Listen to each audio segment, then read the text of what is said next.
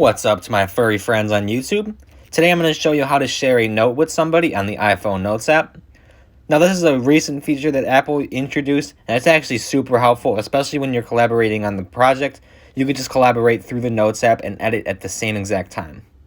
In order to do this, you're going to head to the note that you want to share with somebody, then hit the three dots in the upper right hand corner, and then the first real option down from the toolbar is an option to share with somebody. You could share the note here.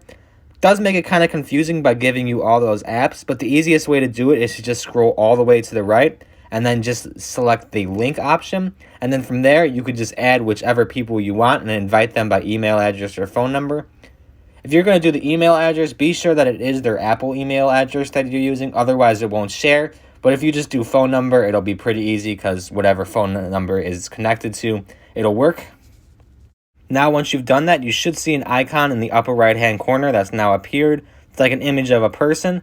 And then from here, you could see the share options and see who this document is shared with. If you want to hide the alerts, you could go ahead and do that. And there's also other share options if you want to delete somebody from the document or add other people. All sorts of stuff you could do to make your sharing experience that much better.